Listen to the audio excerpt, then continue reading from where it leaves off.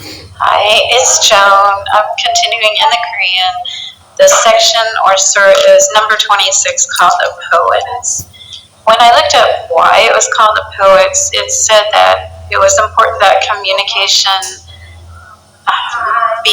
not be meaningless. And also it spoke about Ashura, which is a holy day for Islam. It was a time when Muhammad died. There were two groups that started. One was the Sunni that believed that nothing should be changed that was made originally, and the other was Shia. They believed in peace and justice and the possibility that sometimes things might be updated. That's what I'm getting out of it.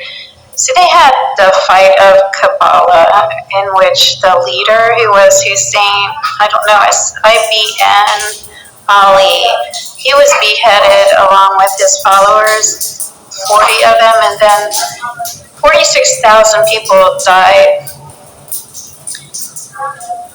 But before I discuss the rest of the section, I'm going to do a prayer. It says Allah, and it's verses 78 to 83. Allah, you created everything and guide us. You alone heal us when we're sick, provide food and drink. You control life and death, and who I hope will forgive my flaws on Judgment Day. Grant me wisdom, join me with the righteous. May our actions inspire strong faith in future generations. The section discusses how important it is for a Muslim to discuss belief with the public, and that if they don't accept the message, there's kind of a doomed future, even possibly to the level of obliteration. So I thought, well, so far what I'm learning about Islam, because I'm new to it, was what it mostly stood for. And one element is that they do believe in the fear of God. That was different from how I was raised. It taught more the love of God.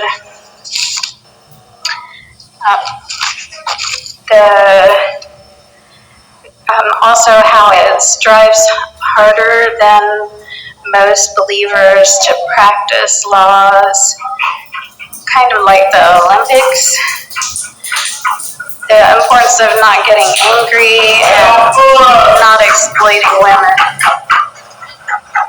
So there is one God who has no equal. It's against substance usage.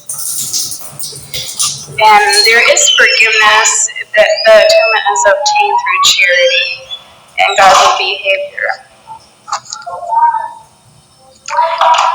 Also, I did want to mention with the Sunni and Shias, one element they were trying to determine, it said, I hope I get this right, that the Sunnis stood for a political involvement with religion, how they had an army, said extreme military, whereas the Shia mostly had a prayer leader and was more of a spiritual involvement, separated from that. You just look over my notes to see what else. It did talk about how the children of Israel were welcome to go with them. They were one God. How the Quran is divine. It discusses leaving wives, not to defraud people of property, honest measures to inflict harm on those wrongfully slandered. The last line says, wrongdoers come to an evil end.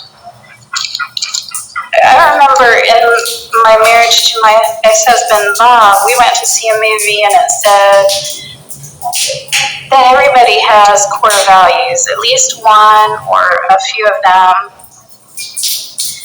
So with poetry, sometimes people express that.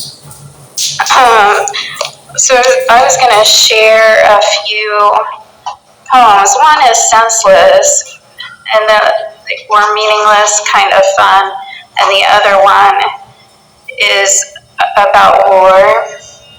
So the meaningless poem is called Lost My Glasses. I've hunted near and far, even looked inside my car. I've lost my glasses. I'm in need to have them now so I can read. I loudly swear and curse. Did I leave them in my purse? Behind the sofa? Under the bed? Oh, there they are. I left them on my head.